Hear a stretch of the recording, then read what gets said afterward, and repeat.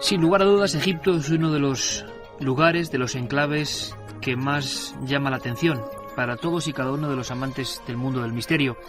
La Gran Pirámide, las extrañas construcciones como la Esfinge, la prodigiosa tecnología que utilizó ese pueblo, las teorías sobre si, por ejemplo, llegaron a conocer la electricidad u otras anomalías respecto al tiempo que les tocó vivir. Es curioso porque cuando escuchamos, o mejor vemos, las ofertas de enciclopedias, por ejemplo, del mundo del arte, nos percatamos de detalles tan significativos como que pocas veces estas empiezan cronológicamente por la prehistoria, como debería ser. No, casi todos los editores, casi todos los que hemos conocido el mundo de las revistas, de las publicaciones impresas, por supuesto del medio audiovisual, sabemos de la fuerza que tiene la imagen de lo egipcio, y muchas veces estas colecciones, estas agrupaciones de estudios, de libros, empiezan con la máscara de Tutankamón, con la Gran Pirámide, con un jeroglífico. Quiere decirse que hay algo que nos llama, que hay algo que quizá no podemos medir, ni podemos conocer o cuantificar, pero que sigue siendo una conexión ancestral. Nos sorprende Egipto, nos llama la atención, nos inquieta. Es algo enigmático que parece que está ahí, sumido en los genes más profundos del ser humano. Por lo tanto, era de cajón que en esta colección del misterio de Milenio 3, en esta amplia biblioteca, hubiese un libro dedicado íntegramente al país de todos los misterios. Y habría mucho por donde escoger. Ha habido también muchos libros estupendos. Muchos de ellos tienen la firma de nuestro invitado especial en esta emisión. Nacho Ares, director de la revista Arqueología, autor de infinidad de estudios vividos a flor de piel, ya sea analizando figuras concretas como Tutankamón, estructuras como la Esfinge, o por ejemplo, haciendo casi de viajero, sondeando, planeando, con la nave del misterio, como en esta ocasión, algunos de los grandes iconos de lo extraño. Esas paradas obligatorias que el viajero a Egipto, o el intelectual que lee cosas sobre esta cultura, debe repasar y subrayar incluso. En esta emisión especial, con Juan Antonio Merallo en los mandos técnicos de esta nuestra nave de sonidos y misterios, vamos a repasar ese libro que se llamó, y que se llama, y que acompaña esta emisión, Egipto al límite. Una guía imprescindible. ¿Nos acompañáis en este viaje diferente a todos los demás?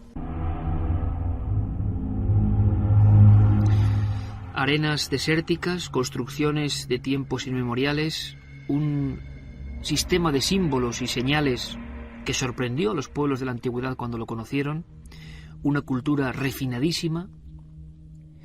Queda todo ello en algunas ruinas y en algunas estructuras que contemplamos con el mismo asombro, quizá, de hace muchos siglos. Egipto, la Gran Pirámide, algunos enclaves concretos, han llenado de fascinación y de mitos la historia de los últimos tiempos. No pocos grandes gobernantes, conquistadores, emperadores, se postraron asombrados ante la pericia de aquel pueblo. Otros aseguran que nunca volvieron a conocer tal esplendor, que no supieron seguir, por alguna anomalía extraña que no se comprende, la perfección en el corte de la piedra, que es algo de lo que más nos inquieta cuando llegamos allí por vez primera.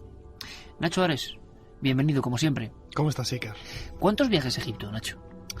Pues bastantes, casi una treintena. Siempre digo que tengo que contar los visados en el pasaporte, pero siempre se me pasa, pero sí, ronda más o menos la treintena. A un hombre de tu talla intelectual, director de una de las revistas más importantes, señera sin duda alguna en lo que es la investigación del pasado, la revista de Arqueología, que hasta los no avezados en este territorio alguna vez hemos observado con pasión las fotografías, las imágenes, autor de casi una decena de libros, siempre bordeando el asunto de Egipto, pero siempre con una mirada que se escapa de los esoterismos baratos o de las teorías más arriesgadas.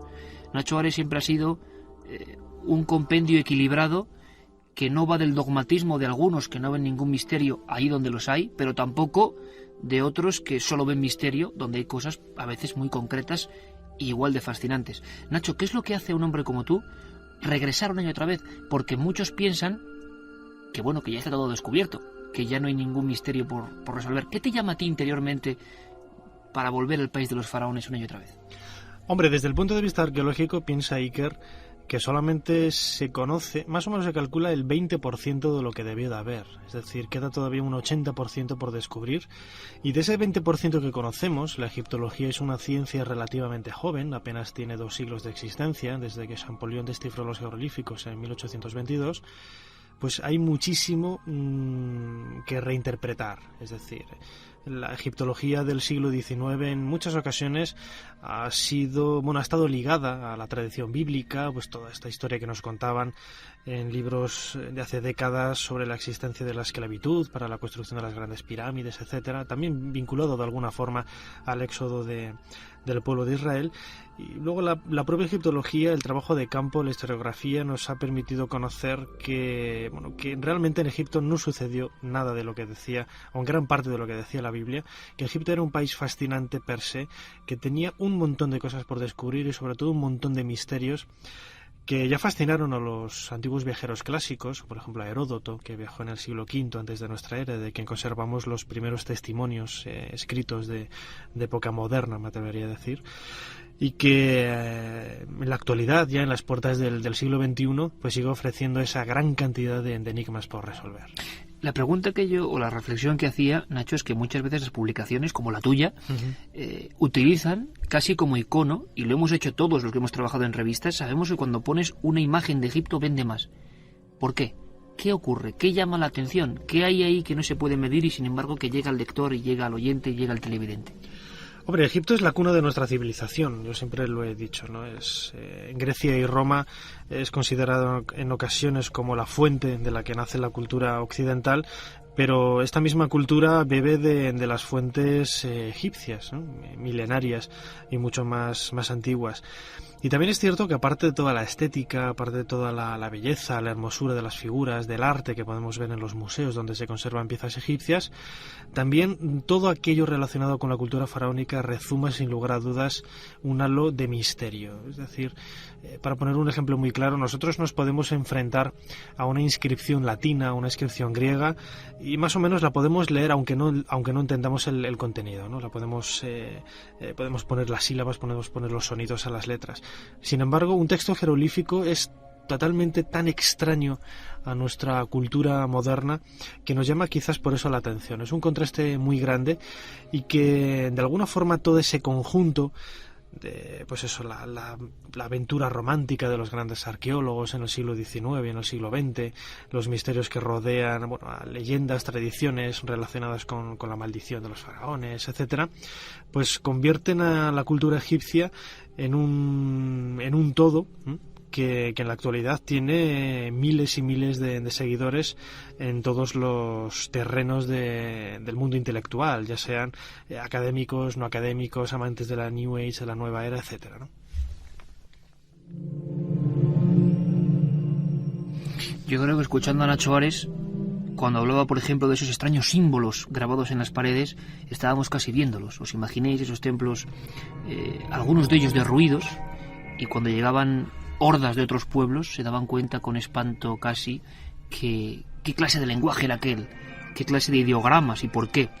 Es todo un poco como la firma del enigma de un pueblo. Hombre, yo creo que es también algo que hay que preguntar siempre. ¿Has recorrido cientos de veces las mismas arenas, los mismos lugares? Siempre, como dices, hay cosas por descubrir. Pero de elegir un sitio para empezar el viaje de este programa especial, ¿cuál elegirías? ¿Cuál es lo que más sorprende? ¿Lo que más pequeño te hace sentir o lo más apegado al misterio egipcio? Hombre, por albergar en sí mismo un montón de estos enigmas históricos, como a mí me gusta denominarlos, yo creo que la Gran Pirámide de la Meseta de Giza es personalmente uno de esos enclaves que siempre hay que visitar, ¿no? Sigue sorprendiendo a pesar del tiempo que uno va, tú te la debes conocer casi al milímetro, pero sigue sorprendiendo. Sí, totalmente. Hay que pensar que nos enfrentamos a un monumento de casi 150 metros de altura, 230 metros de lado.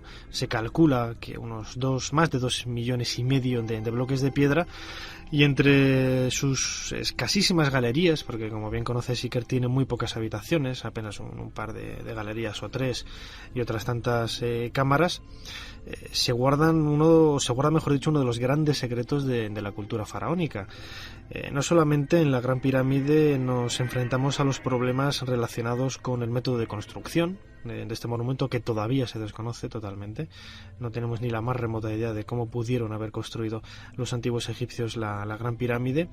Nos enfrentamos también a otro problema, como es el trabajo de la piedra. Hay enormes bloques de piedra que también conllevan otro gran enigma, que es el traslado de estos bloques, que en ocasiones superan con creces las 200 toneladas.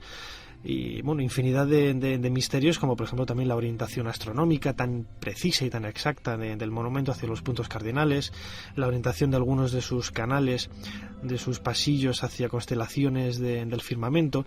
Es decir, es un gran, yo lo he denominado en ocasiones una especie de gran enigma multimedia, en el que nos podemos encontrar otros misterios, otros enigmas históricos que luego aparecen también en otros lugares de Egipto. Hablando de multimedia, Nacho, precisamente es curioso, recientemente una gran empresa, Google, de información y de búsquedas en Internet, un gran monopolio que casi gobierna el mundo hoy en día, ha sacado un programa sorprendente, que era el Google Maps, una especie de escaneo global del planeta. Precisamente las pirámides de Egipto y la Esfinge es uno de los lugares más visitados por la gente, y precisamente viendo las fotos de satélite, aunque 1000 veces hemos visto tomas aéreas, pero quizá ahora al hacerlo tú mismo sorprende más, se da cuenta de la perfecta alineación de esas construcciones. Sigue existiendo el debate hoy en día, no sé si entre posturas más fantásticas o menos, entre los propios arqueólogos, de quién las construyó y qué eran, porque la gran pregunta, en la cual no se ponen muy de acuerdo, porque enseguida surgen libros con otras teorías, es ¿qué eran esas pirámides? ¿Y quién las construyó? O más de quién las construyó, ¿de qué forma ejecutaron? Porque luego parece que perdieron esa información, o que las pirámides posteriores no llegaron a tener esa grandeza, ¿no? Y es algo que queda como una incógnita también.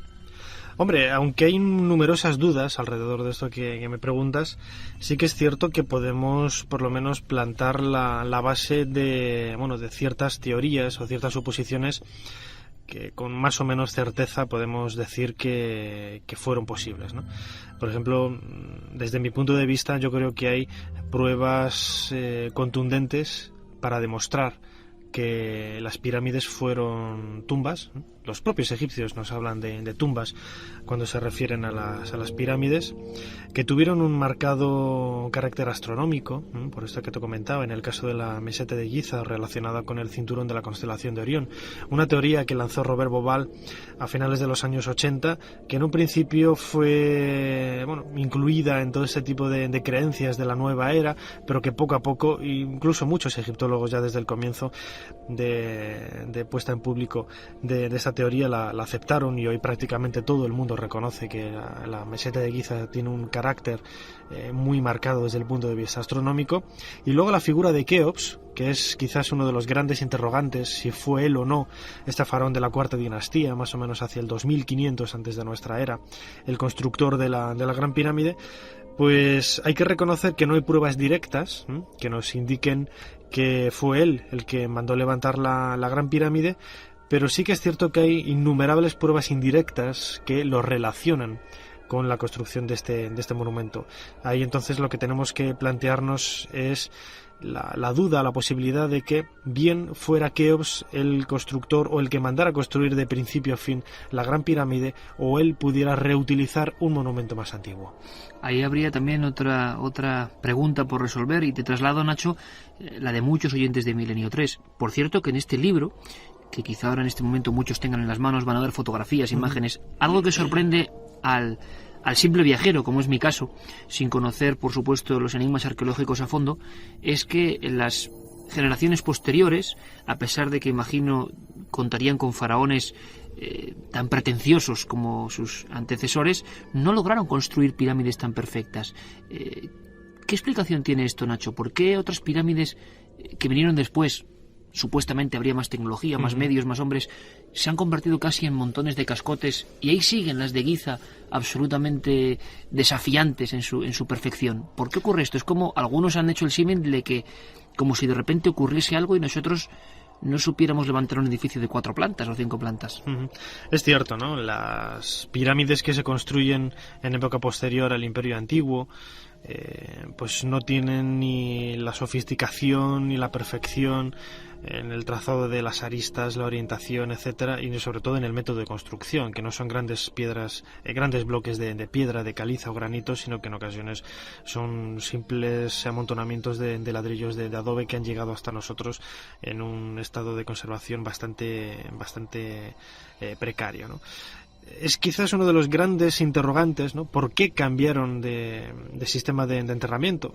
Se ha planteado la posibilidad de que fuera por problemas económicos, es decir, construir una pirámide del tamaño de las que hay en la meseta de Giza acarrea una serie de problemas de organización de la sociedad y sobre todo desde el punto de vista económico muy grande, que quizás es lo que llevaron finalmente al colapso de uno de los periodos de esplendor de la historia de Egipto, que fue precisamente el Imperio Antiguo, en el que se construyen las grandes pirámides de la meseta de Giza. Quizás es muy difícil llegar a una respuesta clara con este enigma histórico, porque nosotros lo vemos con la perspectiva del tiempo. Y en muchas ocasiones uno de los grandes defectos que tenemos a la hora de investigar todo lo relacionado con los enigmas y los misterios de la cultura faraónica es que lo vemos desde el punto de vista de un occidental del siglo XXI, y en ocasiones tenemos que meternos en la mentalidad y en la forma de ver las cosas, la idiosincrasia de cómo veían los egipcios todo aquel mundo que los rodeaba de hace casi 5.000 años, algo muy, muy difícil. Ahora yo os invito a un viaje en el tiempo, un viaje en el espacio, un viaje con el sonido, con los recuerdos también de algunos momentos históricos de Milenio 3 de nuestro programa, que por supuesto en muchas ocasiones y siempre contando con Nacho Ares, se ha acercado al misterio de este país maravilloso, fascinante, lleno todavía de preguntas por resolver.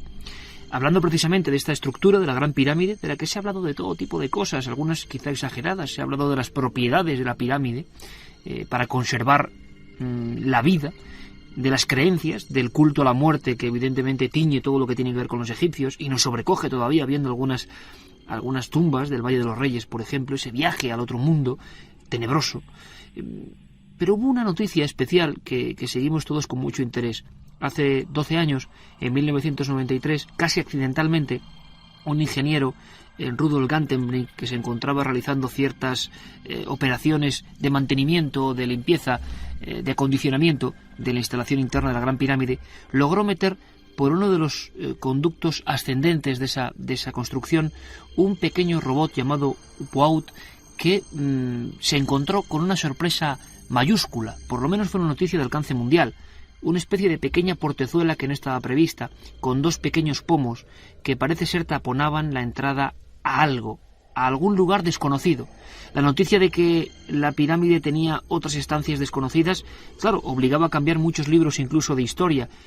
¿Qué se podía contener en esas estancias desconocidas? Algunos hablaron de libros misteriosos, otros de simplemente ubicaciones o cubículos de piedra, otros de tumbas, de estructuras, del secreto de la Gran Pirámide. Ahora nos va a contar Nacho Ares su opinión personal, pero queremos recordar, ocurrió hace ya unos cuantos años, un momento interesante.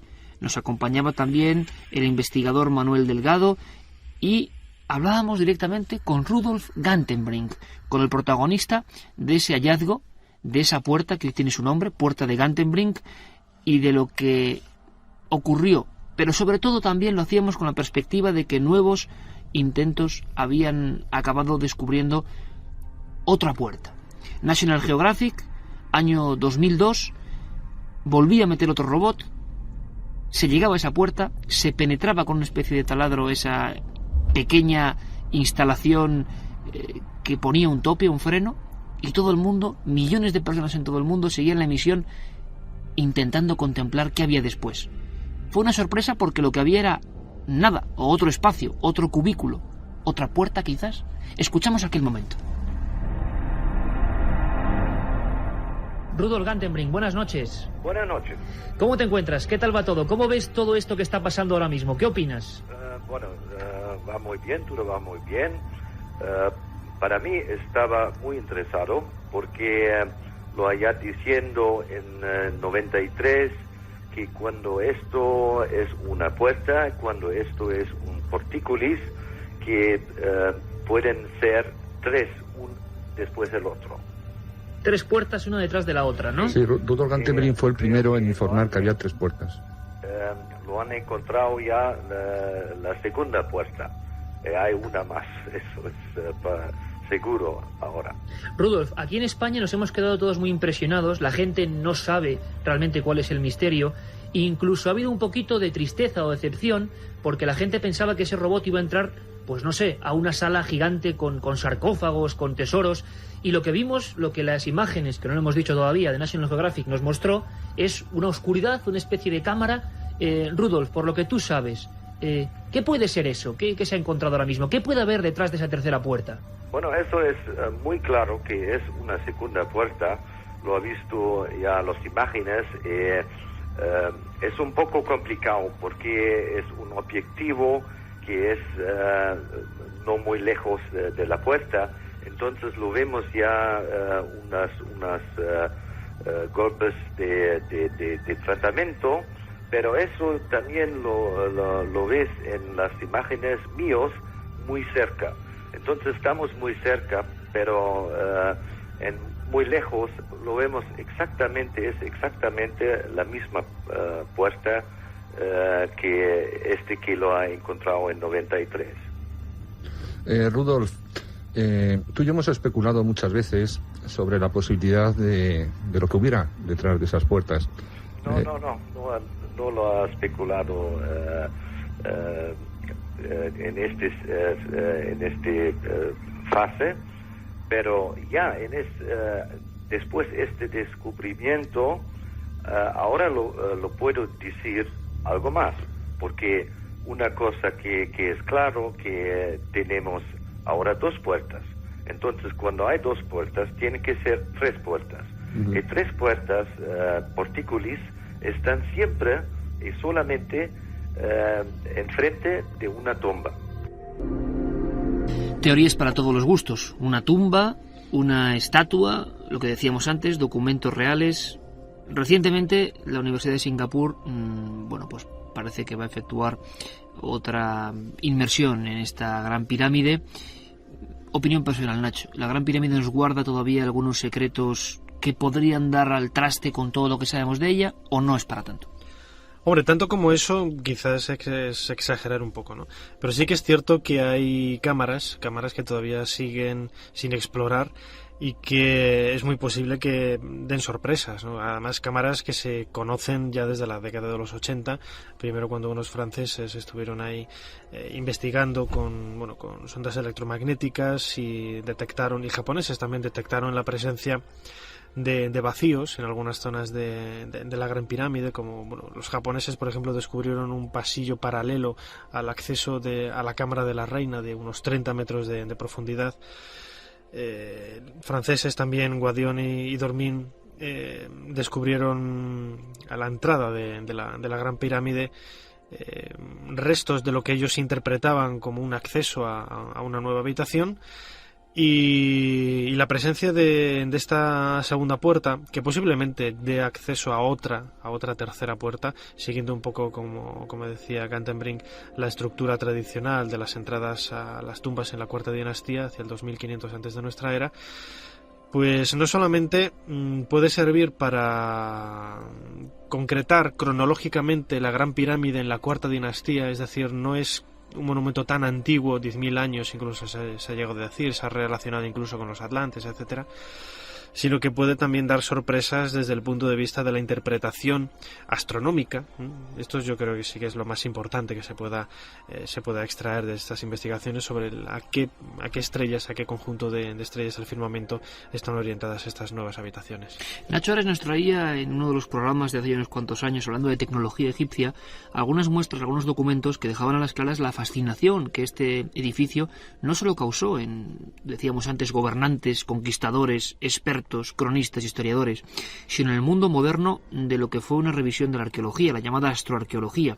El culpable, un hostelero suizo, convertido en exitosísimo escritor, Erich von Däniken, en sus libros, desde el principio, ya desde el famoso Recuerdos del Futuro, hablaba de esa construcción como propia incluso de otras civilizaciones no humanas. Bueno, nos traías este documento que es interesante, emotivo desde el punto de vista de lo que es la pequeña gran historia de estos temas.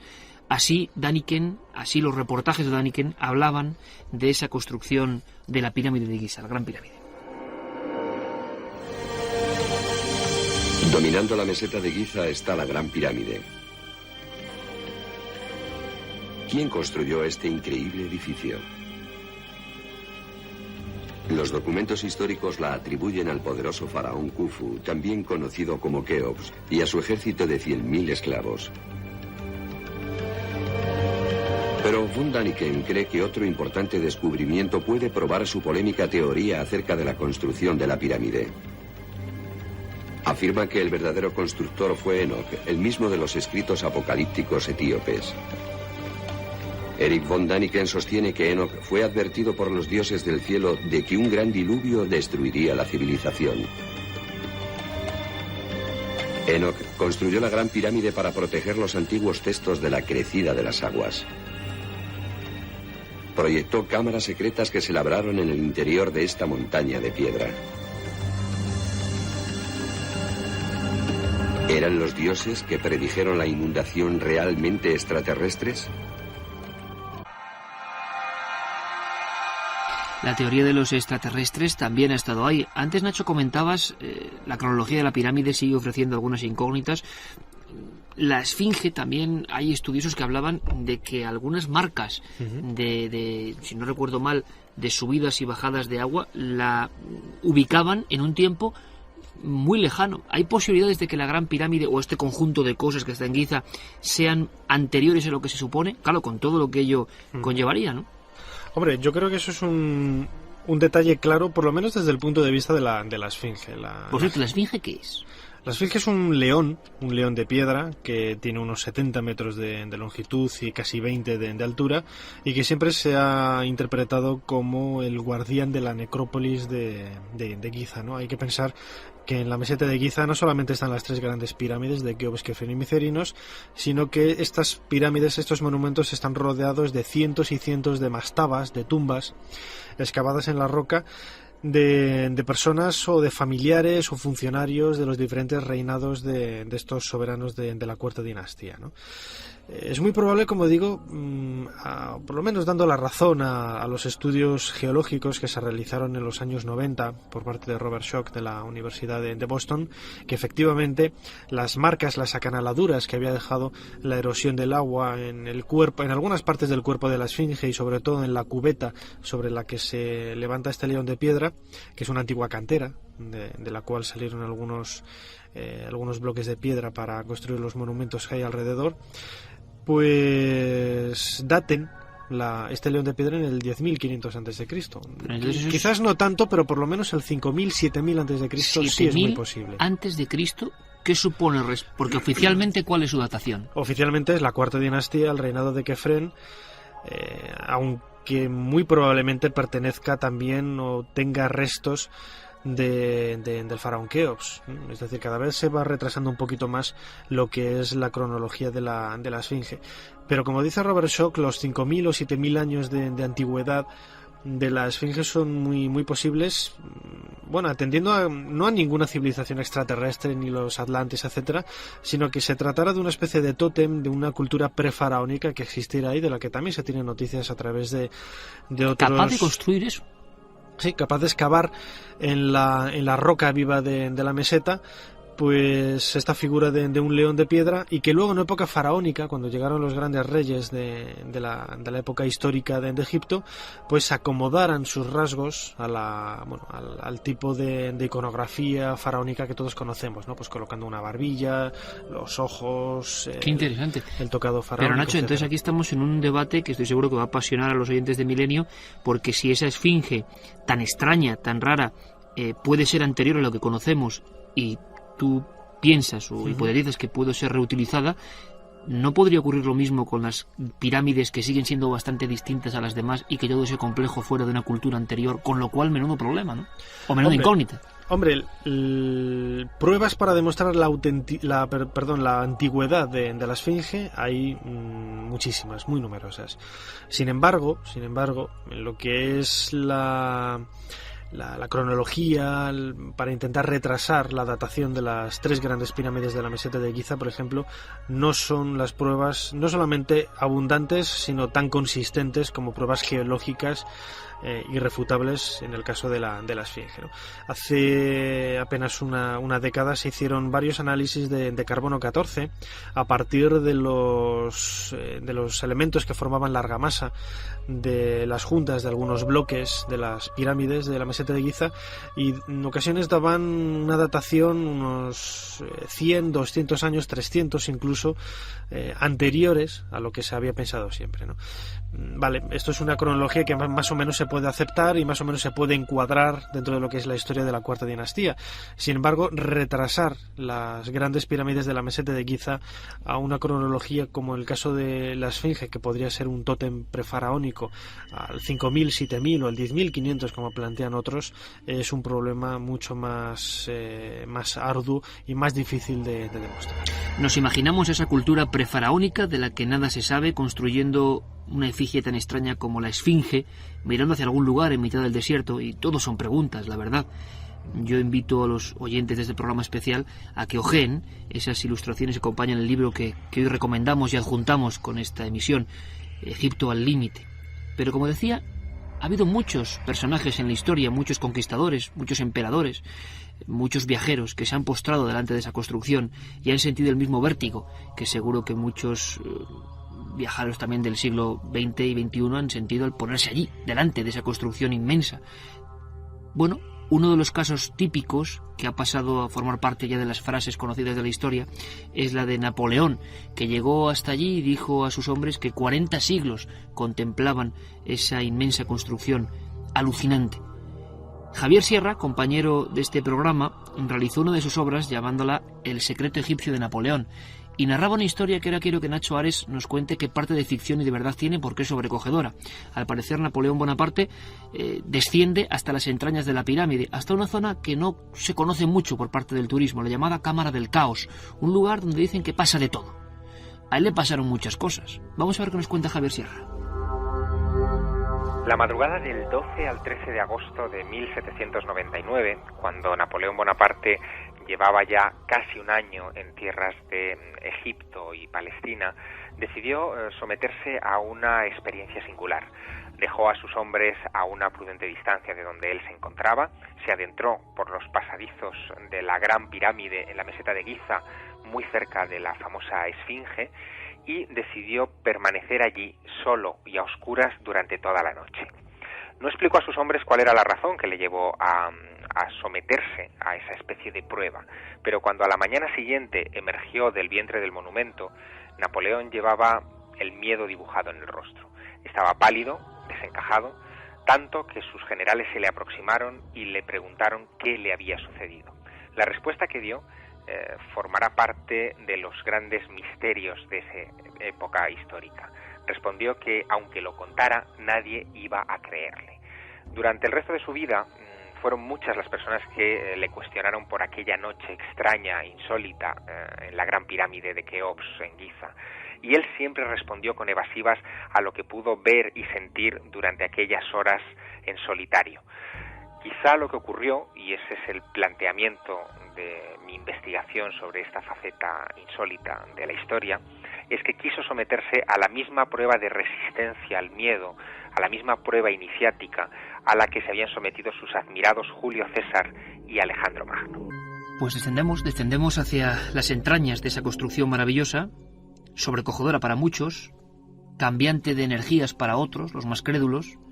Pero Nacho Ares, es cierto que personajes de esa talla, Napoleón, César, Alejandro, pasaron su particular prueba de miedo en ese cubículo, que por cierto, ¿cómo es? ¿Cómo es la Cámara del Caos para quien no la haya visto? La Gran Pirámide tiene exactamente 3 habitaciones. Estamos ahora hablando de la llamada Cámara del Caos o Cámara Subterránea, que es la única de las 3 que está por debajo del nivel del suelo en la meseta de Giza, ¿no? Es una cámara espaciosa y se llama Cámara del Caos o Cámara Inacabada porque las paredes y el suelo está totalmente, pues no está pulido, no está liso, tiene un aspecto que, bueno, pues que denota la falta del acabado. Y siempre ha estado interpretada como un lugar a medio camino entre los cambios de planes de los arquitectos, un capricho del faraón por intentar hacerse una cámara en otro lugar de la Gran Pirámide que por alguna razón extraña fue inacabada, ¿no? Lo que sucede es que a finales de los años 80 o a mediados de la década de los 80, Aidan Edwards, un excelente egiptólogo experto en pirámides, del Museo Británico de Londres, planteó una hipótesis de trabajo, desde mi punto de vista muy interesante, que intentaba dar un significado mágico a esta habitación en lo que era el conjunto de estancias de la Gran Pirámide, y él lo señalaba como una especie de recreación de ese caos primigenio a partir del cual surgía la vida en la mitología egipcia, y que esa habitación que siempre se había dejado de lado en un segundo plano desde el punto de vista arquitectónico como una cámara inacabada que no tenía importancia, pues que tenía su paralelismo incluso en algunas menciones de los textos de las pirámides, dando de esta manera un renovado interés a las investigaciones que había sobre este lugar tan siniestro de la Gran Pirámide. No solo se habla de miedo en algunas cámaras como esa, Cámara del Caos, sino que también hay quien afirma que las pirámides, hubo toda una moda en los años 70 y muchos libros que publicaban que había que hacer su propia pirámide de cristal para poner, por ejemplo, alimentos, y que pasaban cosas prodigiosas. De todo eso se ha dejado de hablar por completo, y yo no sé si era, un mito, una mistificación, o realmente la forma piramidal, y eso lo sabían los antiguos egipcios, tenía ciertas facultades respecto a la materia viva, orgánica viva. ¿De esto qué se sabe, Nacho? Hombre, más que las pirámides en general, la forma simétrica de la Gran Pirámide, es decir, si nosotros construimos una pirámide a escala de la Gran Pirámide, además, invito, estas pequeñas pirámides que son simplemente 4 aristas de metal que venden en las tiendas de esoterismo, están construidas a escala de la Gran Pirámide. Pues si nosotros la orientamos perfectamente de norte a sur y colocamos a 1/3 de la altura un objeto orgánico como puede ser un gajo de naranja, un trocito de carne, dejamos pasar el tiempo y vamos a comprobar, y esto es una cosa que yo he podido comprobar en persona, que el gajo de naranja no se pudre. Historiador, director de la revista Arqueología, persona de talante absolutamente científico, historiográfico, de que esto pasa. Es cierto, pasa. La materia se seca, se deshidrata. En ocasiones, también hace muchos años, conseguí, y ahora me imagino que lo podría volver a conseguir, pero no lo he intentado, tampoco lo hago continuamente, ¿no? Pero hace años conseguí cargar una batería de teléfono también, para funcionar durante unas horas, tampoco fue una carga realmente extraordinaria, pero la batería llevaba vacía varios meses. La puse en esta pirámide pequeñita, orientada, como decía antes, perfectamente a los puntos cardinales, y otros experimentos han demostrado que se regeneran cuchillas de afeitar. También en algunos hospitales en Estados Unidos se utiliza como lugares en donde, unas pirámides un poco más grandes, como lugares en donde no se sabe por qué, pero se crea una especie de ambiente propicio para el enfermo que le ayuda de una manera desconocida, no se sabe por qué, pero se utiliza. ¿Y eso lo sabrían los antiguos egipcios?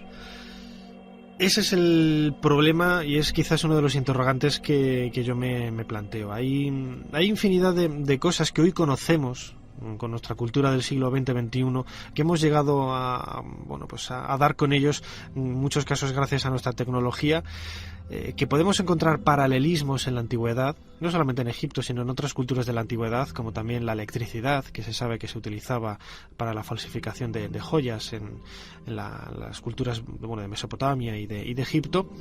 Pero yo no sé hasta qué punto fueron logros tecnológicos de los antiguos egipcios o simples descubrimientos por el azar, y que luego le dieron un matiz mágico, religioso, mitológico, al no encontrar una explicación racional que diera justificación a aquello que estaba sucediendo.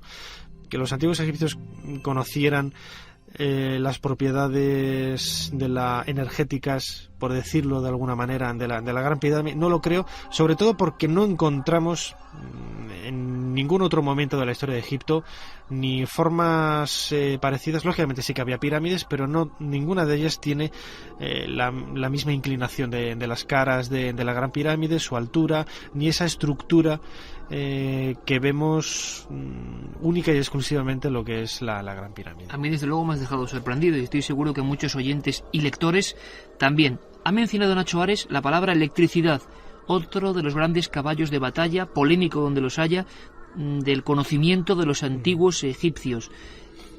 Rastros de electricidad, grabados que siguen siendo, puestos en tela de juicio, como las famosas bombillas de Déndera, templos donde se hace alusión a por lo menos conocimiento y transformación de energías tan peligrosas y asombrosas como la electricidad.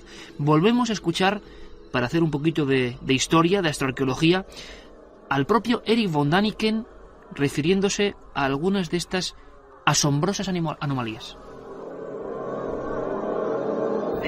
Este es el templo de Osiris, en Abidos, en el centro de Egipto.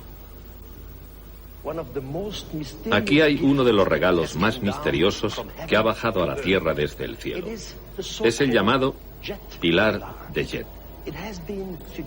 Se ha sugerido que podía ser un símbolo de fertilidad o quizá de la eternidad, pero también un símbolo de fuerza. ¿Qué fuerza? ¿Se referirían quizá a la electricidad?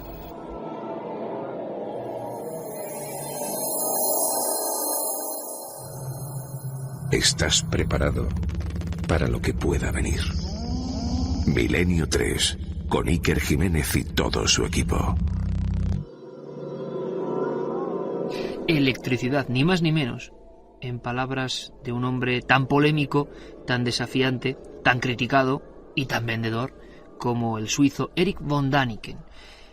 Fue una gran escandalera la que se montó con este asunto. Electricidad grabada de alguna manera en antiguos jeroglíficos, en los subterráneos de ciertos templos, y también, Nacho, el misterio de la luz egipcia, es decir, cómo se construía y cómo se hacían ciertas cosas bajo tierra, en galerías. Se ha hablado de sistemas de espejos. Esta gente pudo llegar a conocer algo. Parece que otras culturas de tiempos remotos, como la famosa pila de Bagdad, eran capaces de hacer este tipo de artefactos, pero ¿realmente esto se ha quedado eso en el camino, en la leyenda, en la exageración? ¿O crees tú personalmente que pudo haber este tipo de energía destinada a una función real?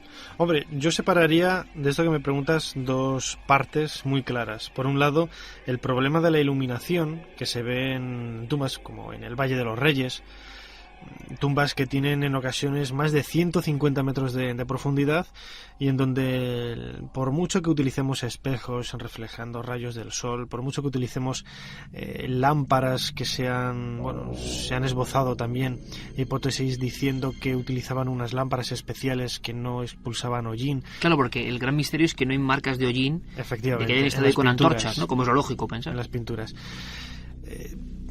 Hoy por hoy es un gran problema el de la iluminación, pero eso no tiene que ver nada, desde mi punto de vista, que demuestre la existencia de que los antiguos egipcios utilizaban la electricidad a esa escala. Es decir, nosotros conservamos algunas joyas que parecen haber sido, son burdos metales con una capa dorada que parece haber sido conseguida por medio de la electrólisis. Pero oficialmente esto es imposible.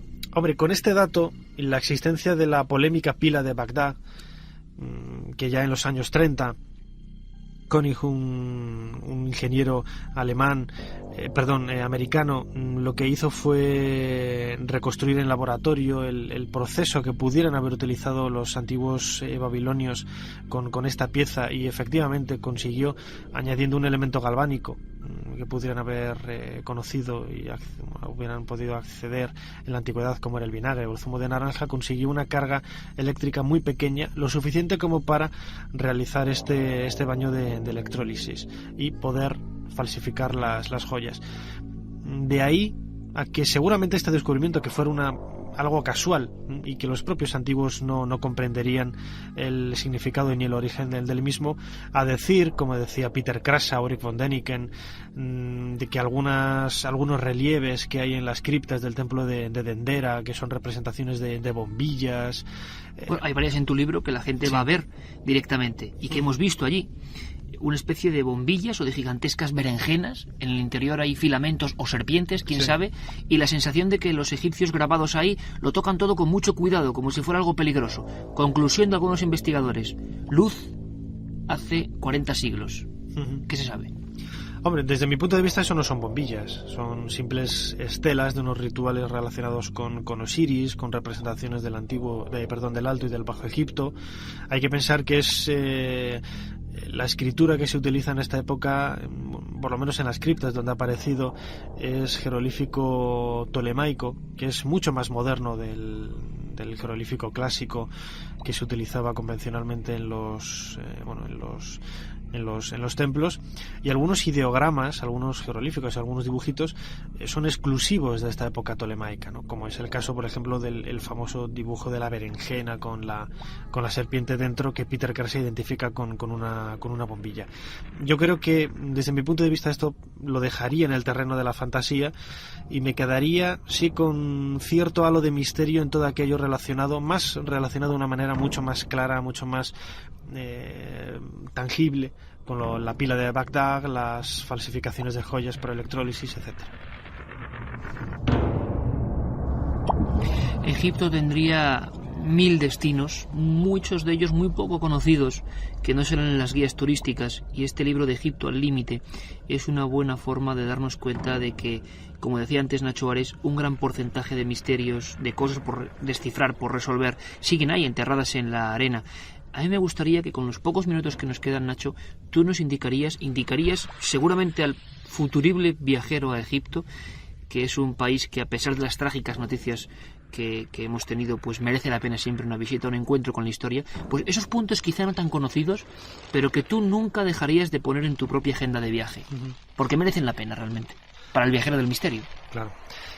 Yo creo que el Valle de los Reyes, con las pinturas que ahora acabamos de mencionar, de algunas de las tumbas, por ejemplo de Ramsés V, Ramsés VI, tenebrosas pinturas, ¿no? Las de Ramsés IX, accedemos a un mundo totalmente de ultratumba, una descripción fidedigna, muy clara de lo que ellos veían como el más allá. Realmente es una manera muy directa de entrar en la cabeza de un egipcio de época faraónica e intentar ver cómo ellos descifraban, cómo ellos entendían lo que era ese paso al más allá. Algunos dan auténtico miedo, ¿verdad, Nacho? Efectivamente, ahí nos podemos encontrar con figuras de decapitados, personajes que solamente es una cabeza y dos piernas, seres muy, muy curiosos que para ellos eran habitantes de ese más allá, de ese inframundo, demonios de todo tipo.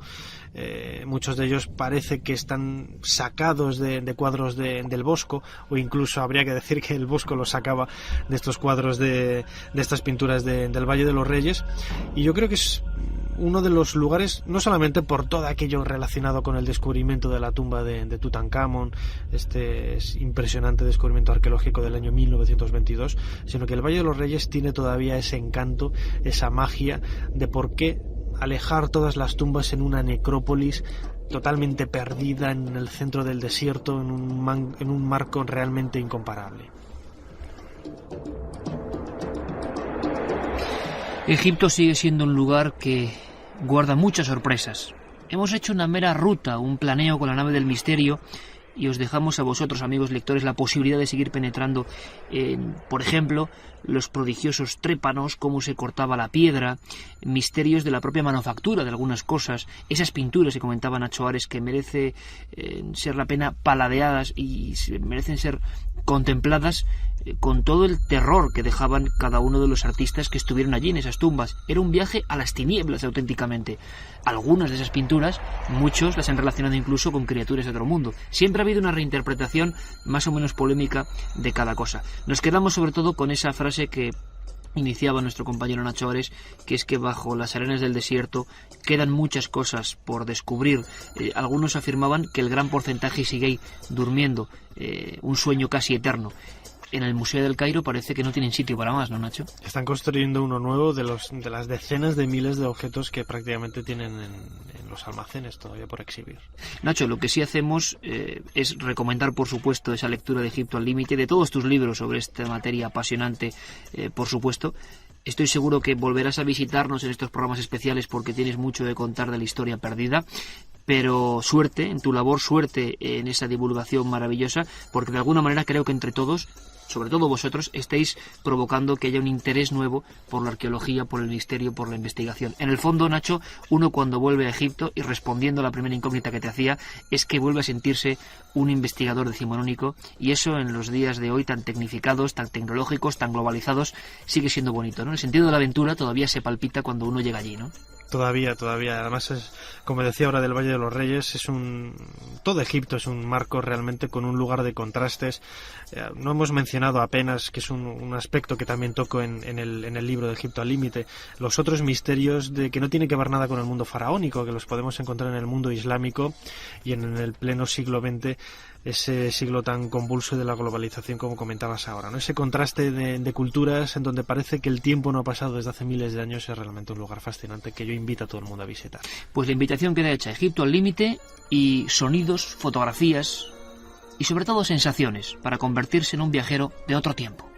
Pues este libro es muy especial, sinceramente. Yo recuerdo perfectamente cuando lo debatíamos y lo pergeñábamos con Nacho Ares, porque él siempre había estado volcado con el asunto de Egipto, y era la primera vez que, se lanzaba a la aventura de publicar sobre un tema que no tenga nada que ver con esa época de los faraones maravillosa y llena de misterios. El libro se llamó, y lo estáis imagino ojeando ya, La historia perdida, enigmas que el tiempo y los hombres ocultaron.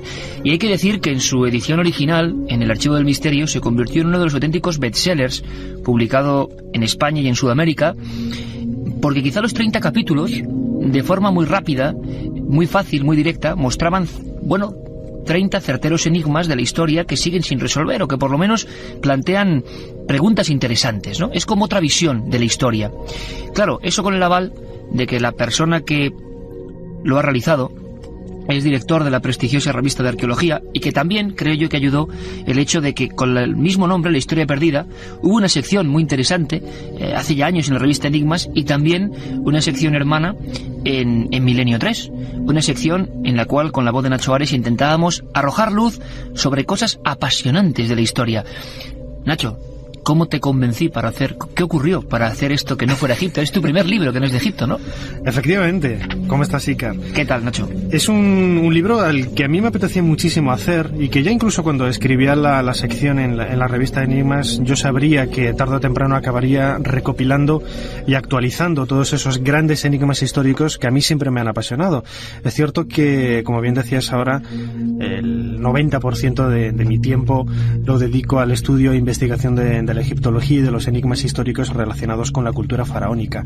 Pero la historia es algo que siempre me ha apasionado, y hay otros grandes enigmas que no solamente están en Egipto, sino en cualquier momento del pasado, del presente, porque, en este libro, en La historia perdida, a lo largo de esos 30 capítulos podemos encontrar testimonios que van desde la prehistoria hasta la máxima actualidad del siglo XX, ¿no?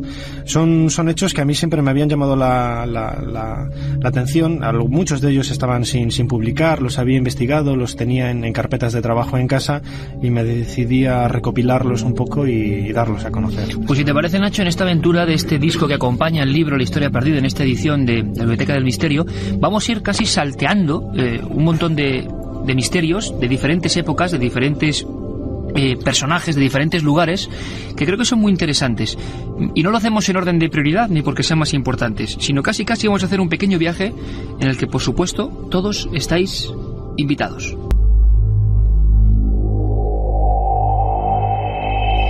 Roberto Cuadrado en la nave del misterio, que por cierto nos pone estas músicas ideales, por ejemplo, Nacho, para hablar, fíjate, voy a cogerlo así a la limón, del capítulo 10, La cabra tira al monte, en mi caso, a los ovnis, que siempre es un tema que me ha apasionado. Hay un capítulo que se titula Escudos de fuego sobre las tierras del César. Creo que te referías a las primeras observaciones quizá descritas de algo extraño atravesando nuestro espacio aéreo. Clipae ardentis se llamaban, ¿no? Efectivamente, los escudos de fuego, que es el término, uno de los términos con que los antiguos autores latinos, escritores de fuentes clásicas como Plinio, Tito Livio, o sobre todo el más conocido de todos ellos del siglo IV de nuestra era, Julio Obsecuente, con su libro de los prodigios, el Prodigiorum Liber, relata precisamente eso, grandes prodigios que no entendían ellos en su época. Nosotros hoy, por nuestro acervo cultural, por nuestra idiosincrasia del siglo XX-XXI y nuestro mundo tecnológico, cuando vemos una luz extraña en el cielo, lo relacionamos o bien con un fenómeno natural, un meteorito, un avión, o incluso, si es muy extraño, con un objeto volante no identificado. En aquella época no tenían la conciencia de vida extraterrestre, pero sí que tenían conciencia de que algo extraño sucedía en los cielos. Y ellos hablaban pues con los objetos cotidianos, identificaban esas extrañas luces con los objetos cotidianos que ellos tenían en su vida diaria. Y pues hablaban de escudos de fuego, de damas blancas que sobrevolaban encima de esas extrañas luminarias, de varias lunas.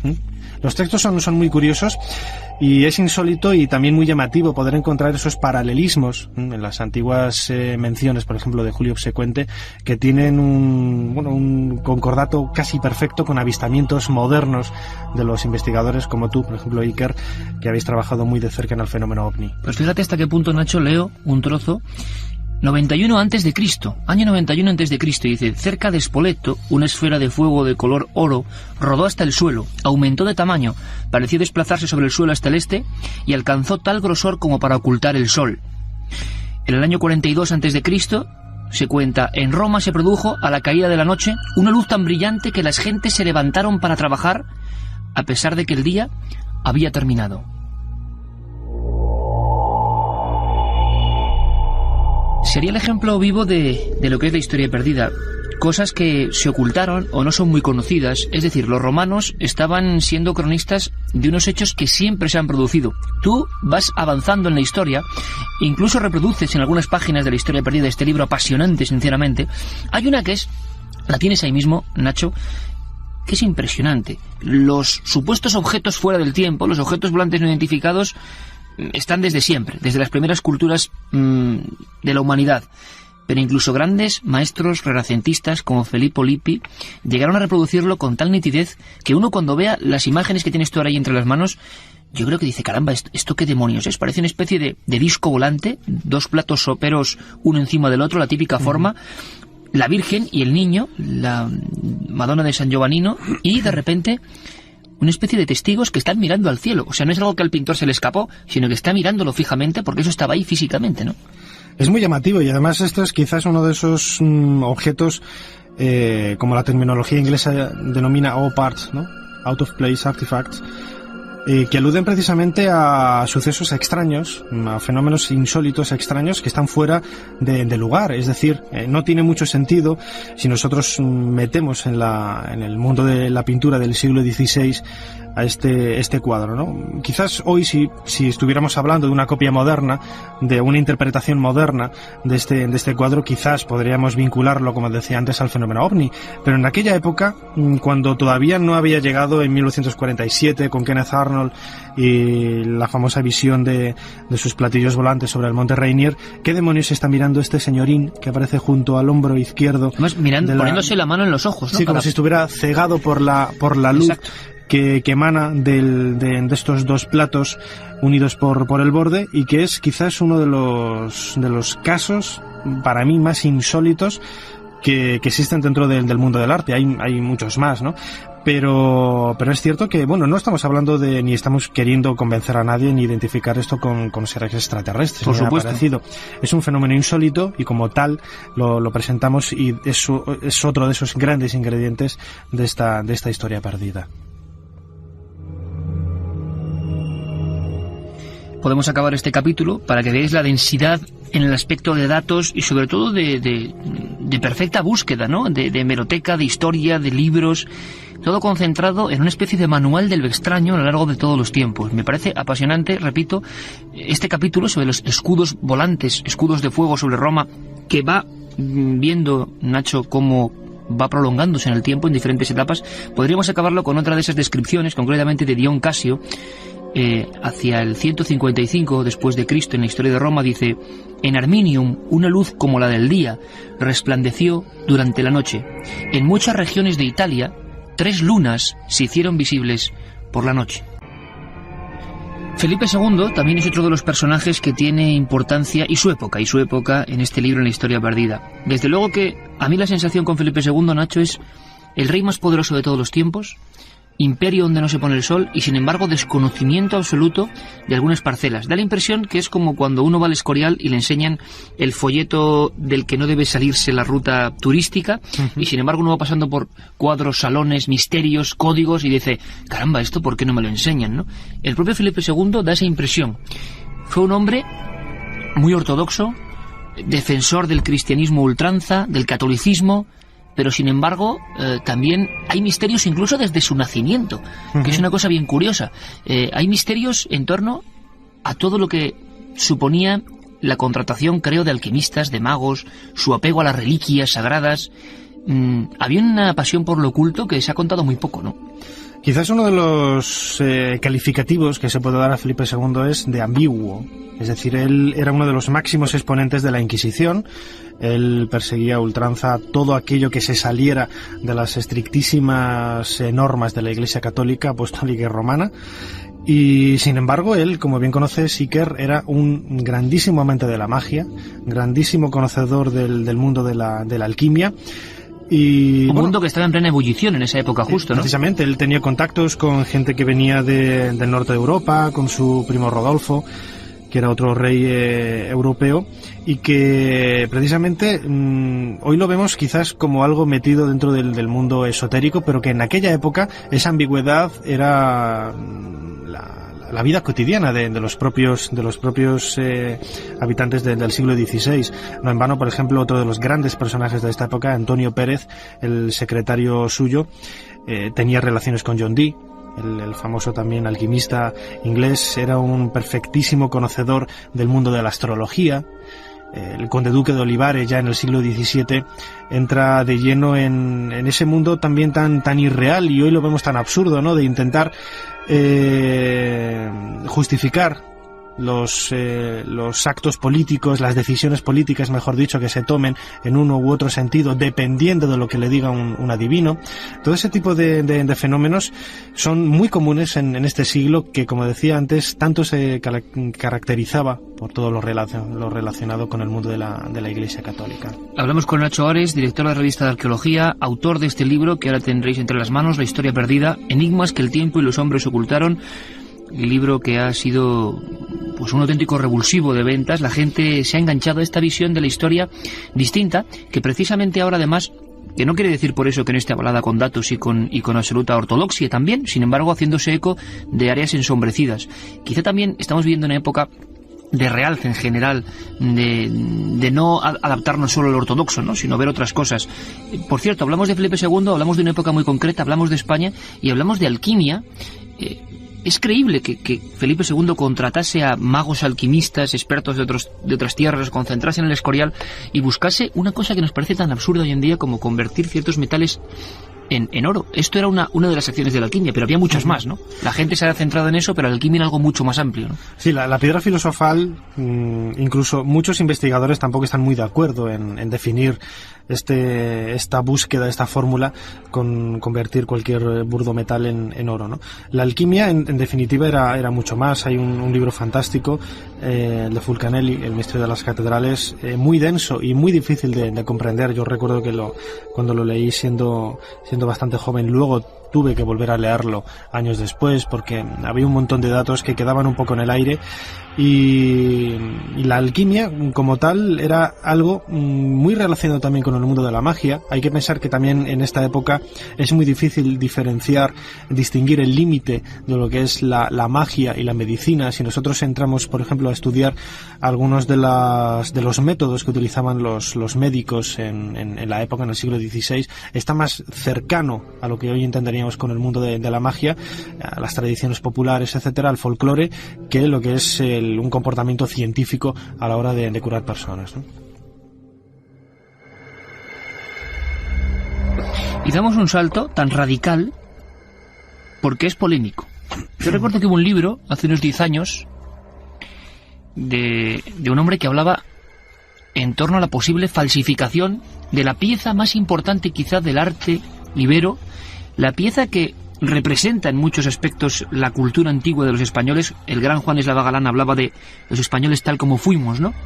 Esa cultura de la que se sabe muy poco, llena de figuras a veces monstruosas, llena de una expresividad extraña, y una de ellas, la más perfecta, la más impresionante, la Dama de Elche, tú la abordas en tu capítulo 9 y dices, la Dama de Elche, la señora de la sospecha. Esto sé que en Alicante no sienta muy bien, pero lo hacemos con todo el rigor. Es la investigación de una persona que empieza a verla con otros ojos, empieza a investigar. ¿Y cuál es la polémica? ¿Qué polémica tiene hoy en día ese objeto tan lleno de magia como la Dama de Elche? ¿Y tú qué crees también?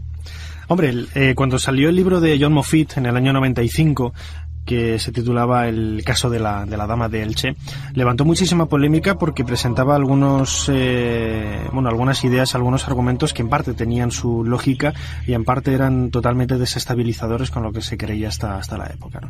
Es cierto que cuando Manuel Campello descubre en el año 1897 en la Alcudia la famosa Dama de Elche, hay una serie de elementos en ese descubrimiento o sobre todo contradicciones en el testimonio de las personas que participaron en el descubrimiento, que hacen pensar que hay algo extraño, ¿no? Se encontró una especie de huerta, ¿no? Un lugar tampoco muy... Sí, un lugar que pertenecía al propio Campello y que, como digo, los testimonios de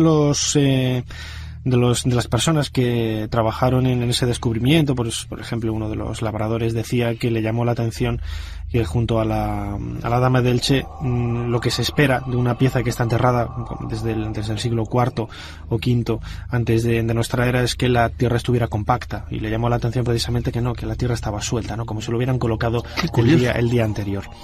Y John Moffitt en este libro presentaba la posibilidad de que Francisco Palas y Puig, un artista valenciano que ya se hizo famoso en el siglo XIX por la falsificación de otras piezas de arte, fuera el que había realizado esta falsificación, supuesta falsificación de la Dama de Elche. Algunos argumentos a favor, pues que no se conocía ni se conoce bustos de la época ibérica. Es una pieza única, ¿no? Es una pieza si uno va al única. Museo de Arqueología de Madrid, ve todo cosas, algunas tan fascinantes como esa bicha de Balazote tremenda, ¿no? Del señor de sin duda del mundo del más allá, la Dama de Baza, tal. Ninguna se parece a la Dama de Elche. Sí, es muy singular en todos los sentidos, incluso el propio aspecto, la expresión del rostro es una cosa tan misteriosa, tan ambigua, y hay gente que incluso decía no es una dama sino que es un guerrero. Todo eso todavía está abierto un poco a interpretaciones, y había elementos que lógicamente yo cuando leí el libro de John Moffitt, pues a mí me convencieron con la posibilidad de que fuera una falsificación. Luego también es cierto que hablé con expertos, con arqueólogos que habían trabajado muy de cerca sobre esta pieza, como el catedrático de arqueología de la Universidad Autónoma de Madrid, Manuel Vendala, y él me aportó datos que me hicieron creer que efectivamente la Dama de Elche es auténtica, es buena.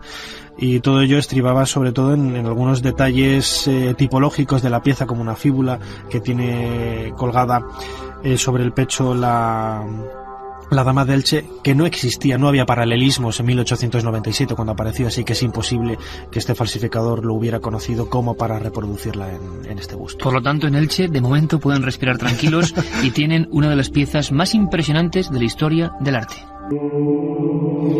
La verdad es que los retos que nos propone Nacho ahora en su Historia Perdida son apasionantes. Solo destaco algunos, simplemente a vuelo de pájaro casi, en la contraportada. La historia del papiro Magdalene GR17 o la única reliquia auténtica de Jesús de Nazaret.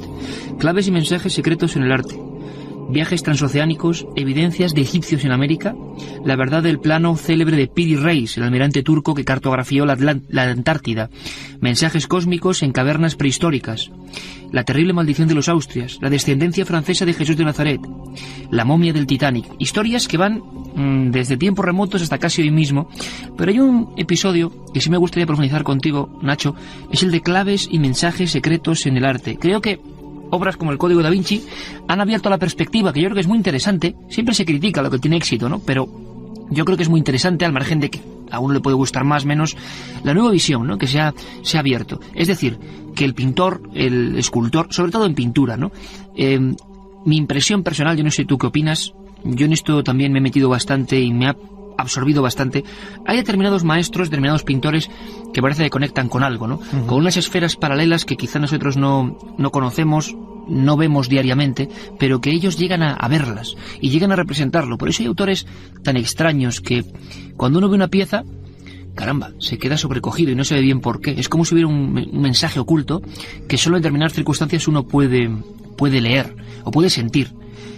Pero la gente puede pensar en el Bosco, en Goya, en artistas más o menos dados al lado oscuro, pero curiosamente, en otros absolutamente ortodoxos, tan importantes como Velázquez, también había parte de ese código secreto, utilizar el arte para dar un mensaje oculto.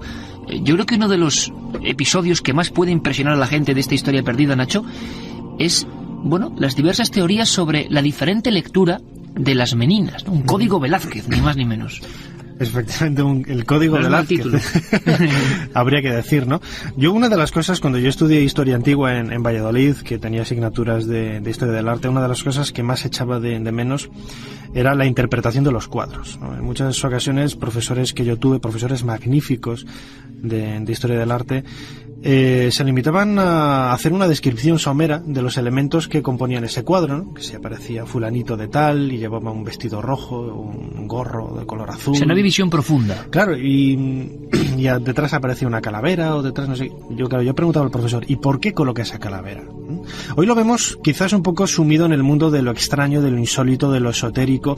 Le colocamos esa etiqueta un poco despectiva de esoterismo, etcétera, pero en aquella época, en el siglo XVI, en el siglo XV, XIV, XIII, en la época incluso barroca, el arte era un medio de comunicación que utilizaban los artistas para transmitir ideas, para transmitir sentimientos. Era un diálogo directo entre el artista y la persona que veía ese cuadro o que sabía interpretar los elementos de ese cuadro. Y era un medio de comunicación tan natural y normal como puede ser hoy la radio o los periódicos o la prensa diaria, ¿no? Y esto es, por ejemplo, uno de los elementos más llamativos del cuadro de las Meninas, de Velázquez, que hoy se encuentra en el Museo del Prado, que es la familia real de Felipe IV, y que muy poca gente sabe que dentro de la interpretación de los personajes que ahí aparecen en el cuadro, pues no solamente está la constelación de Corona Borealis, sino también el signo de Capricornio. Esto explícalo, Nacho, porque yo creo que la gente, que dentro de las Meninas, uno de los cuadros, si no el más célebre, el que más arremolina gente en cualquier museo, en el Prado en este caso, pero de toda España imagino que es el cuadro más visitado por todos los grupos, hay un mensaje que tiene que ver con las estrellas. Sí, en 1656, cuando Velázquez pintó este cuadro, ya se sabía que era un gran enamorado de todo aquello relacionado con la astronomía. Él murió en 1660 y en la torre en donde él vivía, en el antiguo Alcázar de Madrid, pues aparecieron numerosos libros de matemáticas, de astronomía, aparecieron telescopios. Era un personaje con muchísimas inquietudes al mundo de las ciencias.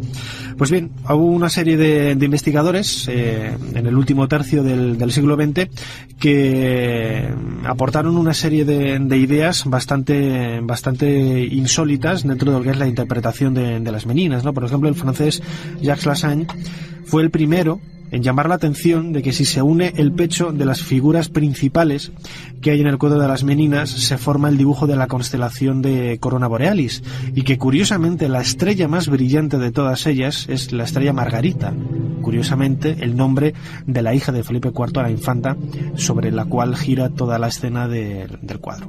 El arte visto con otros ojos. No solo hay códigos ocultos en Leonardo da Vinci, en La Última Cena, en cuadros más o menos célebres, sino que artistas españoles tan célebres como Diego Velázquez, el sevillano de mano prodigiosa, también parece que hay cosas muy interesantes que se ven ahora muchos siglos después, porque parece que han sido oscurecidas o apartadas. Hay más códigos, hay más cosas, hay más historias apasionantes dentro solamente de ese cuadro, estamos hablando. Sí, Ángel del Campo francés, un ingeniero y estudioso de la pintura de Velázquez, en concreto de este cuadro de las Meninas, completó y dio un paso más allá a la interpretación astrológica de Corona Borealis que había hecho el francés Lassagne, ¿no?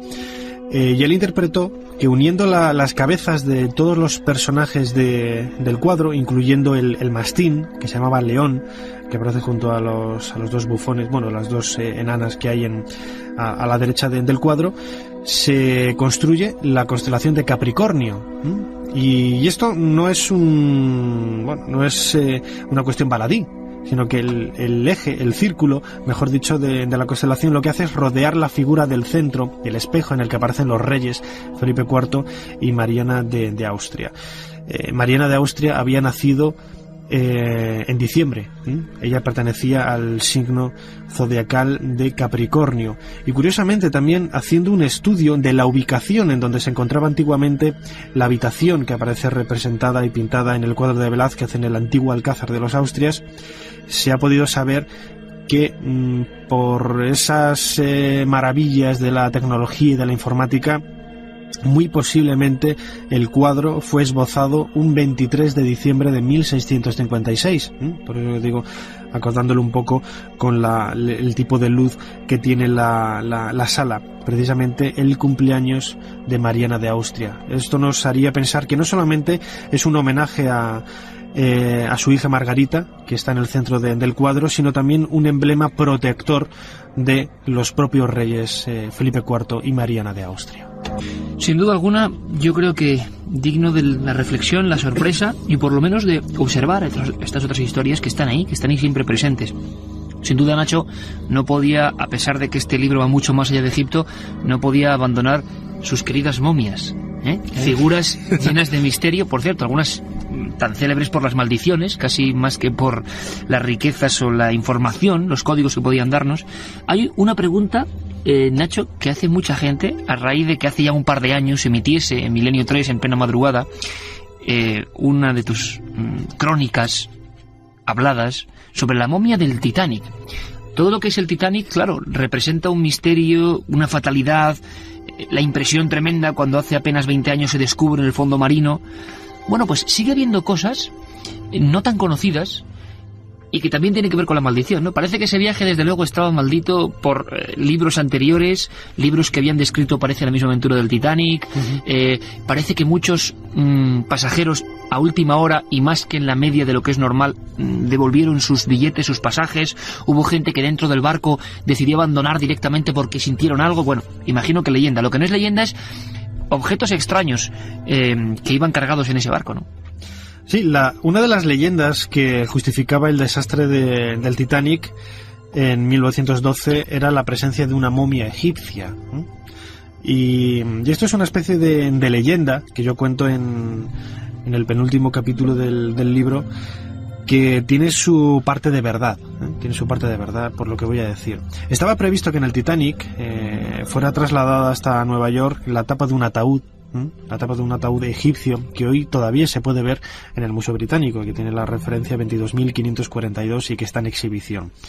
Lo que sucede es que nunca llegó a Southampton, nunca fue embarcada en el Titanic, pero ya el folclore, la tradición, el boca a boca, ya comentó la posibilidad de que en ese barco existiera la presencia de una momia egipcia que lanzara una maldición. Hay que pensar que pocos años después, apenas 10 años después, se descubrió la tumba de Tutankamón, que eso sí que fue ya el nova más de las leyendas de maldiciones, ¿no? Bueno, leyendas en parte sí, en parte no, porque hubo personas que efectivamente murieron. Lo que sucede es que luego se intentó dar una vuelta de tuerca a la historia de la supuesta momia que viajó en el Titanic, y hay una leyenda muy, muy curiosa que habla de que efectivamente esta tapa de ataúd con la momia llegó a Nueva York. Nueva York embarcó en otro barco que también sufrió un desastre, etcétera. Hay una serie de causa-efecto en diferentes viajes transoceánicos, en diferentes también barcos que consiguieron crear una grandísima bola de nieve que en la mayor parte de sus términos es toda una tradición, una leyenda, pero que tiene su trasfondo histórico, su parte de verdad en esa idea inicial de que se quisiera trasladar a Nueva York a través del Titanic la tapa de este sarcófago. O sea, Nacho, que también en la historia hay leyendas urbanas de la propia historia, mitos que se retroalimentan, que empiezan a crecer y que ya son difíciles de saber dónde está la verdad. Pero ¿por qué las momias? Hay varios capítulos sobre momias de diferentes culturas aquí en la Historia Perdida, pero ¿por qué las momias tienen ese componente un poco oscuro, extraño? ¿Por qué generan esa fascinación? ¿Por qué siempre se las relaciona con historias de maldiciones? ¿Por qué esos mensajes de no profanar el sueño de los muertos se han convertido en un icono del terror? La película La momia representa un poco eso, ¿no? Es un ser medio híbrido, tampoco se sabe, es con menos facciones que ningún otro, desde luego, pero genera un temor muy especial, muy espectral. Esto siempre ha sido así, ¿no? Y de todas las culturas, no solo la egipcia, ¿no? Las momias han tenido también, el último caso que tenemos, aunque sea hilando muy fino, es el de Otzi, ¿no? Que recientemente ha vuelto a fallecer otro de los científicos, creo que van 7, que examinaban la famosa momia del hombre de las nieves. Siempre ha habido esa visión un poco como que son cosas del otro lado, ¿no? Todavía, incluso en los más científicos. Quizás uno de los elementos que hace que la gente se vea atraída por las momias es que de alguna u otra forma nos vemos identificados con ellas, ¿no?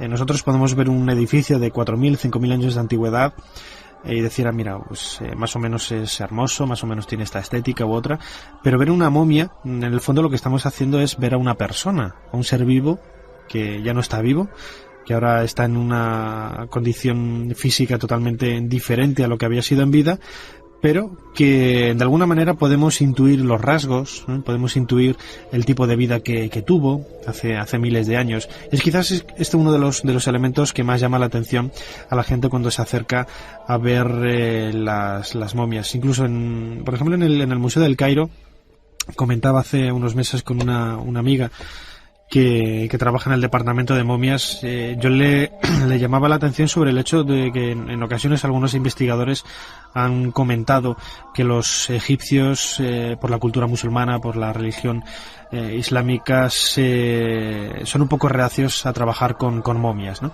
Y que la sala de las momias del Museo del Cairo no es visitada por egipcios. Y es algo totalmente... Caramba, qué curioso, ¿no? No, pero es algo totalmente falso, porque vas allí al museo y los visitantes egipcios son en igual o mayor número incluso que los extranjeros, ¿no? Y precisamente por eso, porque no son personas de ahora, o sea, no son ni nuestros abuelos ni nuestros bisabuelos, sino personas que murieron hace miles de años, ¿no? Y hay un vínculo, porque no dejan de ser egipcios, pero hay un corte y un salto en el tiempo muy grande, que a pesar de que los tratamos como seres humanos, los entendemos como tales, no nos vemos tampoco vinculados a ellos desde nuestro punto de vista del vecindario, etc. Yo recuerdo, Nacho, una noticia hace un par de años en el Museo de Turín, maravilloso museo con muchos tesoros egipcios. Se provocó también una especie de psicosis porque mucha gente enfermó, no se le ocurrían muchas enfermedades en la misma habitación, gente que le pasaban cosas extrañas en la sala de las momias. A ti personalmente, que has visto muchas momias, ¿hay alguna que te haya impresionado especialmente en este aspecto oscuro, en este aspecto de lo extraño? Hablábamos antes del arte y de cómo cada uno tiene un termómetro interno que le hace, embelesarse más o menos o impresionarse más con una pieza que con otra. ¿En el aspecto de las momias? Hombre, yo conservo un recuerdo sorprendente, tampoco desagradable. En uno de mis viajes a Egipto, en la necrópolis de Saqqara, tuve la oportunidad de bajar a una tumba que acababa de ser descubierta, no tenía instalación eléctrica ni nada parecido. Y en la cámara subterránea acababan de descubrir los restos funerarios del inquilino, ¿no? Era un noble de la quinta dinastía. Y ahí estaba se conservaba la momia. Y me dieron la posibilidad de bajar, pero de bajar yo solo. Entonces, yo conocía por fotografías lo que me iba a encontrar. Era una momia que estaba bastante bien conservada. Todo esto sin luz. Todo esto sin luz. Lógicamente bajé con una linterna. Y Y una vez que te topas con él, en esa mezcla de miedo y respeto, pues sientes un poco lo que comentábamos ahora, ¿no?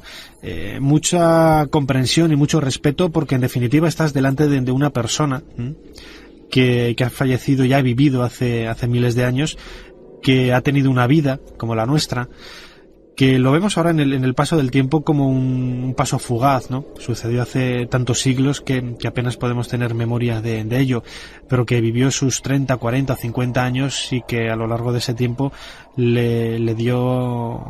tuvo la oportunidad de poder desarrollar un montón de actividades, de conocer gente, tener familia, etcétera, un micromundo dentro de esa persona. Y quizás son ese tipo de detalles los que más llaman la atención de las propias momias, porque, como decía antes, nos vemos un poco reflejados en ellas. Es el espejo de la propia muerte, ¿no? Del trasvase hacia otra existencia, si es que la hay.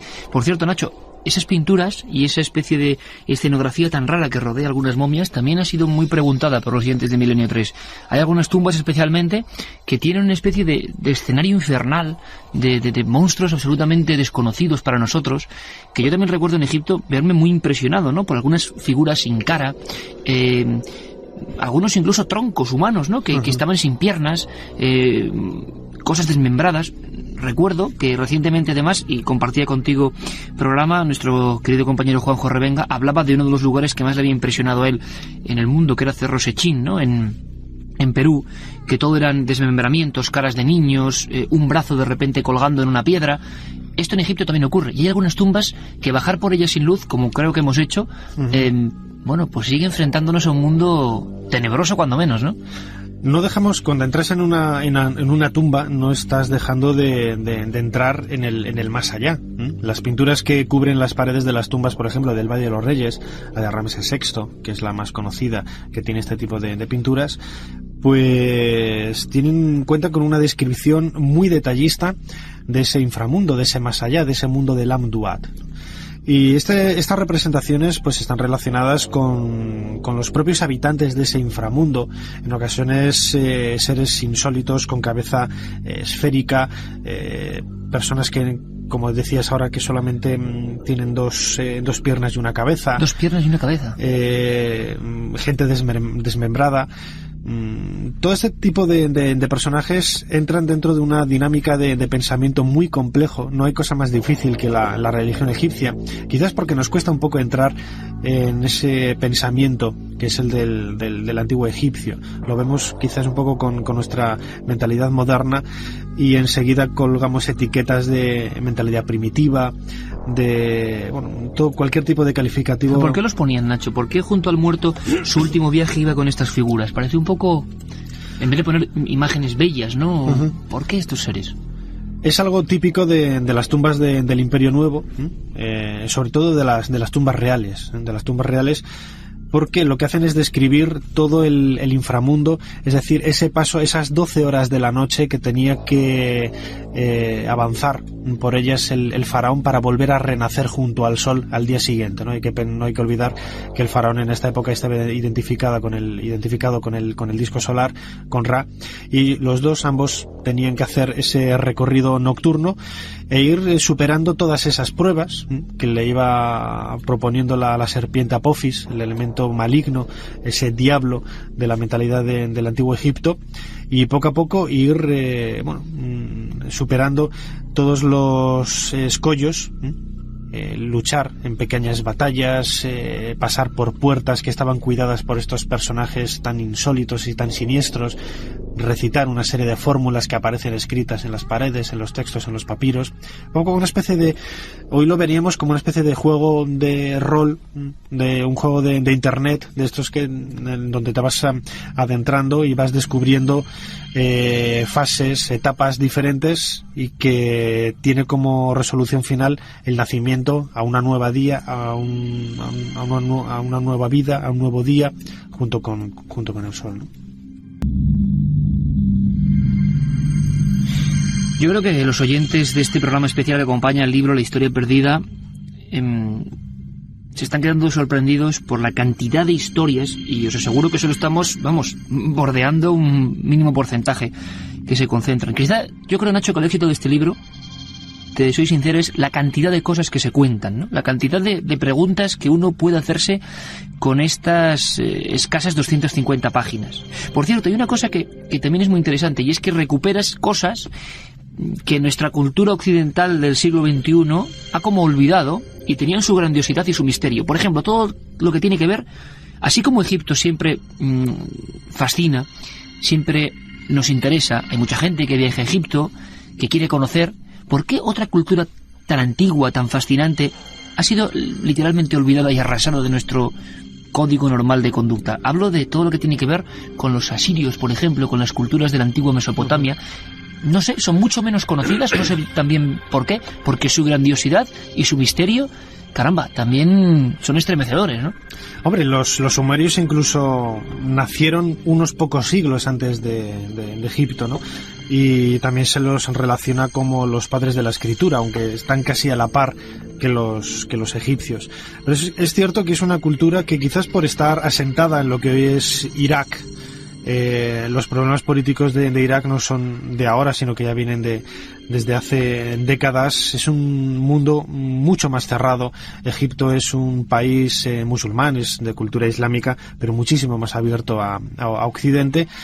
Y es cierto que cualquiera que se adentre a leer cualquier libro de la cultura sumeria, de la cultura babilonia, de la cultura asiria, de los neobabilonios, de los persas, puede encontrar historias realmente fascinantes, ¿no? Yo, por ejemplo, uno de los capítulos que dedico en este libro está centrado en el misterioso origen de la cultura sumeria, que todo el mundo habla de los sumerios, las famosísimas estatuas de Gudea, de Lagas, que se conservan tanto en el Museo del Louvre en París como en el Metropolitan de Nueva York, y que no se sabe cuál es el origen de esta civilización. Aparecen un día al sur de Irak y no tenemos mayor noticia de ellos. Las famosísimas tumbas reales de Ur, que descubrió Michael Bulley en la década de 1920, otro de los grandes hitos de la historia de la arqueología, que se había un poco ensombrecido por el descubrimiento de la tumba de Tutankamón, quizás también ese factor de mala suerte. Una tumba en donde aparecieron rastros muy claros de haberse llevado a cabo rituales en donde la gente se autosacrificaba en honor se llamó siempre tumbas reales de Ur, pero no eran tumbas pertenecientes a reyes, ¿no? Pero sí a ese noble, a ese personaje elevado para el que trabajaban. Unos tesoros realmente impresionantes que hoy podemos ver en el Museo Británico de Londres, pero que quizás por ese factor de mala suerte de haber sido descubiertos en un momento de la historia que coincidió con otro grandísimo descubrimiento, como fue el caso de la tumba de Tutankamón, pues han quedado un poco en el olvido, y yo creo que de manera injusta, ¿no? ¿Tú recuerdas que el célebre polemista, vamos a llamarlo así, de la arqueología, Erik von Däniken, con sus libros, también, aunque ya era en la última etapa y no tenía tanto éxito, se centró mucho en los grabados y figuras de algunas culturas mesopotámicas y hablaba de híbridos? Imagino que esto es la visión particular de von Däniken, pero sí es cierto que había una gran representación de demonios, de seres casi criptozoológicos, interesantísima, que tampoco conocemos bien en esa cultura, ¿no? Sí, por ejemplo, uno de los capítulos, el número 29, que titulo ¿Existen todavía los dinosaurios?, pues habla un poco de eso, ¿no?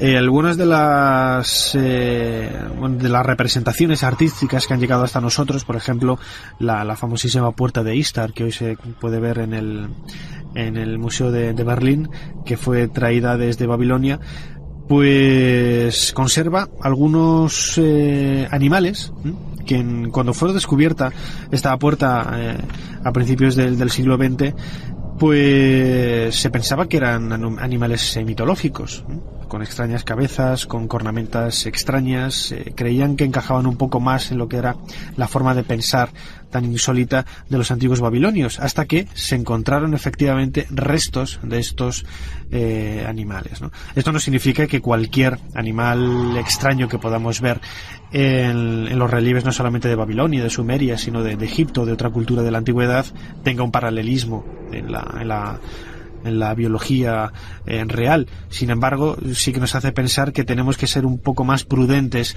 a la hora de interpretar todo este tipo de hallazgos.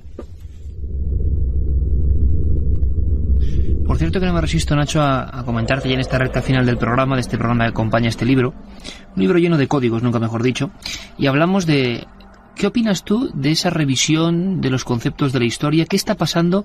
Estoy seguro que si, por fortuna, realizamos muchas más aventuras como esta historia perdida, pues quizá dentro de unos años haya que hablar de algo muy extraño que ha pasado en nuestra época, y es un fenómeno literario. No solo hablamos del Código da Vinci, sino de todo lo que ha acompañado, incluyo la historia perdida de alguna manera, en este trasvase, cambio de milenio, como una visión nueva, que sé que muchos escépticos y ortodoxos, ultraortodoxos a veces de la historia, o inmovilistas mejor dicho, pues se llevan las manos a la cabeza.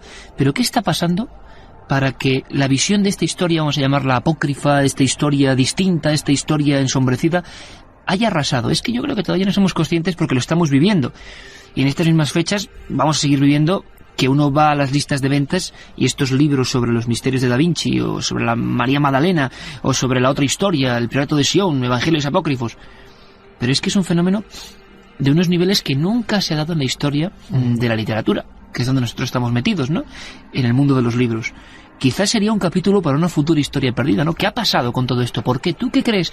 ¿No crees que también hay un misterio en todo esto, repentinamente? Que podía haber sido un libro más perdido, como tantos otros. ¿Qué ha ocurrido? ¿La gente por qué ha conectado? ¿Qué ha pasado? Hombre, el libro es un medio de comunicación que yo creo que, a pesar del avance de la técnica, los libros electrónicos, internet y todo este tipo de cosas, nunca desaparecerá. El encanto de poder leer un libro en el autobús o en casa tranquilamente es algo que es un placer que no se puede cambiar por un libro en un archivo PDF, ¿no? O sea, que es una de las cosas más burdas, que es práctico en algunas ocasiones, pero un poco burdo en el trasfondo del mundo de las sensaciones, ¿no? Quizás uno de las causas que ha generado este tipo de cambio es Internet. Quizás Internet, o sea, los sistemas de comunicación han cambiado tantísimo en los últimos años que nos parece increíble que hace 10-15 años cartearse con un amigo que vivía en Sudamérica o en Estados Unidos era lo más normal. Hoy tienes un contacto diario, casi al instante, por medio del correo electrónico, lo que facilita muchísimo la rapidez del intercambio de información y la difusión de fenómenos como esto.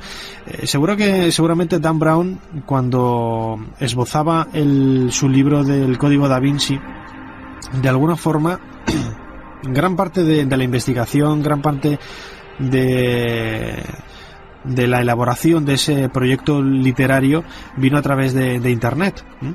Y quizás es una de las grandes causas de la difusión de este tipo de fenómenos. También hay que pensar que a lo largo de los años finales de los 80, ya prácticamente toca toda la década de los 90, por lo menos en España, no ha habido en los medios de comunicación una dedicación a la difusión de este tipo de fenómenos, ¿no? Hasta que aparecieron programas como el tuyo, y que han sabido aprovechar ese momento, un cambio generacional también, habría que pensarlo de alguna forma, en donde miles de personas acceden por primera vez al conocimiento de este tipo de fenómenos que nosotros conocíamos desde pequeños, pero claro, nosotros habíamos crecido un poco con los programas de Fernando Jiménez del Oso, de Antonio José Alés, etcétera, ¿no? Programas que dejaron de emitirse y dejaron de haber programas similares a lo largo de los años 80 y 90, y que hoy las nuevas tecnologías, hoy encontramos miles y miles de páginas de internet dedicadas al mundo de la fantasmogénesis, al mundo de lo insólito, de lo extraño, de los enigmas históricos, que todo ello son pequeños ingredientes que quizás ninguno de ellos en sí mismo puede explicar el éxito global del fenómeno, ¿no? De que se vendan tantos libros de templarios, de que la figura de Jesús de Nazaret esté tan de moda, no desde el punto de vista religioso, sino desde el punto de vista de... Porque además esos temas estaban ahí, Nacho. Y estaban de toda la vida, o sea, y incluso sin embargo ahora mismo... parece que la gente ha conectado con ellos en este momento. Estamos viendo ahora reedición de libros de templarios que son de los años 70, de los años 80, los libros de Charpentier, el Maestro de las Catedrales, libros de René Lesató, libros que estaban ahí desde hace... iba a decir decenas de años, pero es que es decenas de años, estaban desde hace 20, 30 años ahí, y que se están reviviendo ahora en gran parte gracias al fenómeno del código Da Vinci. Pero también yo creo que la humanidad, con el cambio de era, tiene más inquietudes por el mundo que le rodea. Estamos también en un... No creo que estemos en un momento histórico más convulso que otros que hayamos vivido en el pasado, ¿no? Lo que sí que tenemos es más conocimiento de lo que sucede a nuestro alrededor. Y Internet, como decía antes, es una de esas claves que nos ayuda a conocer un poco mejor ese mundo que tenemos a nuestro alrededor. La historia perdida, Nacho Ares, director de la revista Arqueología. Enigmas que el tiempo y los hombres ocultaron. Menudo subtítulo. 30 episodios, 30 capítulos que merecen muchísimo la pena. Además, la idea interesante de este libro es que se puede leer no paso a paso, sino eligiendo cada uno las historias que más le atraigan, aunque al final yo creo que acabará leyendo absolutamente todas. Y lo interesante que hemos querido demostrar en este programa especial es que no solo de Código Da Vinci, leen y viven los misterios de la historia, sino que hay muchos más, y es más, que algunos van naciendo, que algunos que no están aquí irán siendo, futuros materiales de investigación. Por ejemplo, sé que andas muy metido en otro personaje, que lo bonito de estas historias es pensar que personajes muy cercanos, hablábamos de Felipe II, del Conde Duque de Olivares, también tenían su conexión misteriosa. La princesa de Éboli, ¿no? Que está siendo una de tus últimas investigaciones y que demuestra que también hay personajes fascinantes, llenos de leyenda, de aventura, dignos de novela, dignos de investigación, y que en un futuro quizá engrosen este tipo de recopilaciones que yo creo que van camino, Nacho, de convertirse en clásicos, ¿no? Sí, la princesa de Éboli es quizás uno de esos personajes ocultos que yo siempre he tenido como hobby, y que en uno de los capítulos de esta historia perdida esbozo en apenas unas líneas a la hora de hablar del asesinato del secretario de Juan de Austria, Juan de Escobedo, ¿no? Y que es un personaje que a mí siempre me ha llamado muchísimo la atención desde el punto de vista histórico y sobre todo desde el punto de vista biográfico, y también un poco por ser el centro alrededor del cual, una especie de eje, alrededor del cual giraban un montón de personajes curiosísimos, no solamente Felipe II, sino también el secretario Antonio Pérez, del que hemos hablado también un poquito antes, ¿no? Es uno de esos personajes, grandes personajes desconocidos. Princesa Tuerta, solamente con ver el retrato y ver la imagen de esta mujer hermosísima también, uno se siente atraído, no solamente, no quizás por ver si era tuerta o no tuerta, que si era bizca o no bizca, pero es un personaje muy muy llamativo, que tiene un carisma y una personalidad realmente fascinantes. Y que merece la pena, por ejemplo, el viaje a Pastrana, donde estuvo encarcelada en vida prácticamente, ¿no? Y se ven todavía los barrotes de ese palacio. De esa habitación y de ese palacio que hace poquito ha sido reabierto al público, y que merece la pena acercarse a conocer en pleno corazón de la Alcarria este lugar, Pastrana, que conserva la esencia vital de muchos de esos secretos que todavía permanecen ocultos de la figura de la princesa de Éboli. Secretos que además ampliamos a un montón de personajes y también a nuestro propio país, ¿no? La historia perdida ha propuesto eso, yo creo que por eso ha sido acompañado del éxito, porque es un planteamiento nuevo, distinto y perfectamente asumible por cualquier persona. Este libro puede leerlo desde un chaval joven que empieza con estos temas hasta las personas que han leído ya mucho y que quieren contrastar información. Nacho, como siempre, un placer y muchos más éxitos con esta historia perdida. Muchas gracias, Iker.